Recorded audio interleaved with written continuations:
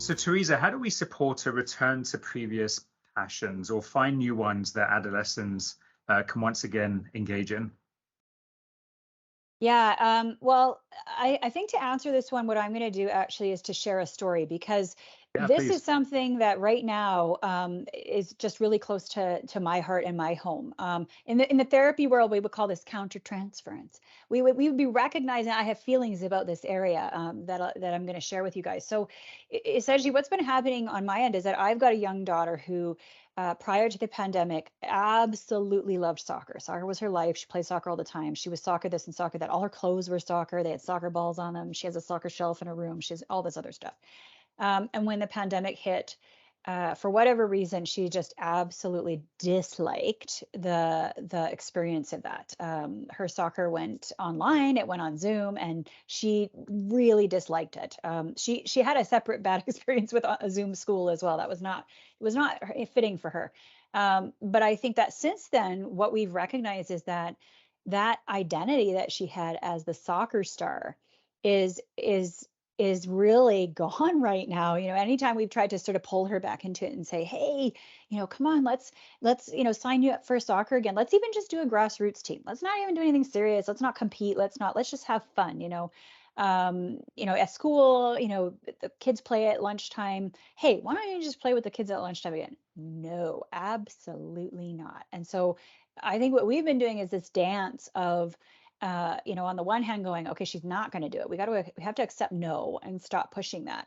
And on the other hand, it's been this journey of what are we going to do instead? Because she needs to do something. She can't just sit and be sedentary all the time, right? Because Yeah. and then there's too much electronics and there's too much, not socializing and things like that.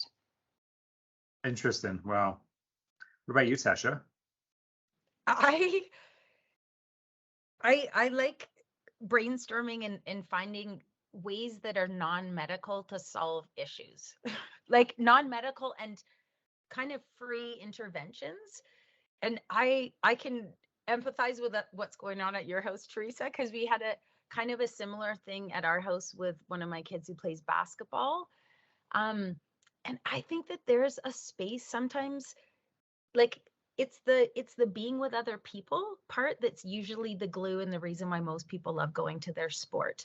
So no doubt dribbling a ball in your basement, it wasn't very reinforcing and fun for your daughter. It isn't for anybody, right?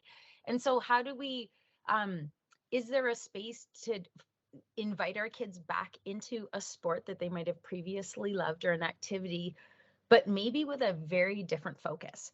So instead of like, I'm going to go back into being the superstar of my team, even though I haven't played for 2 years and I don't know that I like it so much.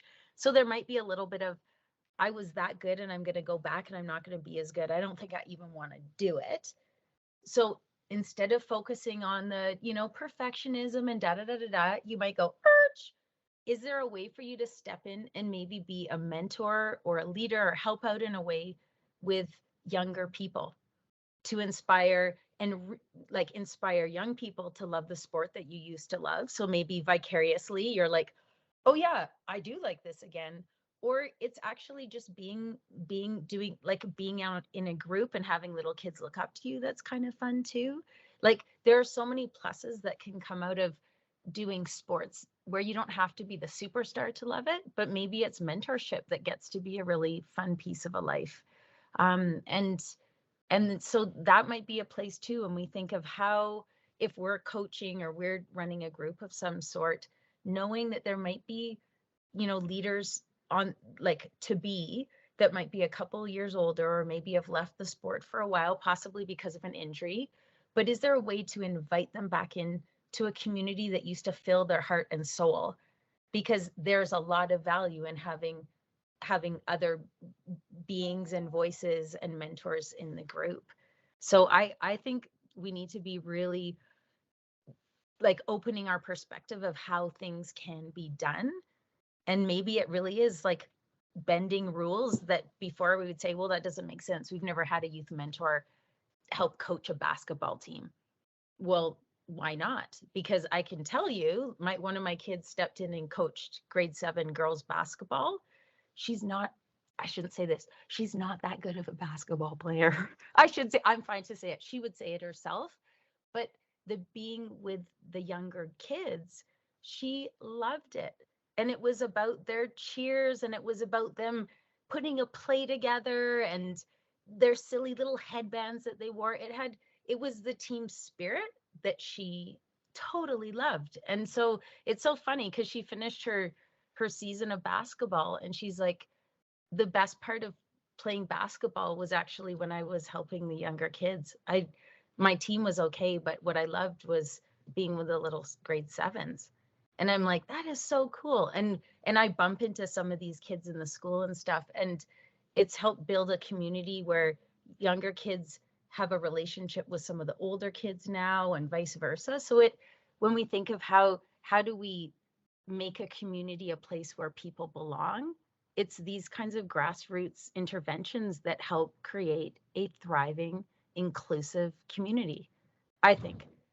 I love that you're saying that too, because it's that idea of what I hear you saying is you're observing and saying, what was it about this activity, this sport, this whatever, that this young person loved?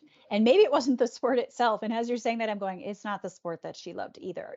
My daughter.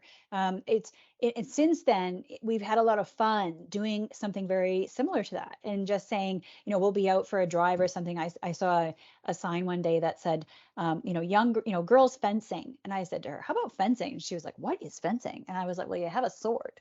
And she was like, I am in. Let's do that. And so it became this thing that brought us together, and that we were able to converse about. But I think in some ways, in doing that, it took the pressure off her to say, you're the soccer player, because I think that's where we started. We started in that place of going, come on, you're the soccer player. You're supposed to be playing soccer. You're the soccer player. And what we ended up realizing is that what she loves about the sport is she's a fantastic leader. And she loved, sort of rallying everybody together, and getting them going and getting them excited about just doing the sport. And so now she finds, I think she finds other ways to be able to do that. And we get to watch it and go, okay, she didn't really need the soccer. She needed something else. And now she's found some of that.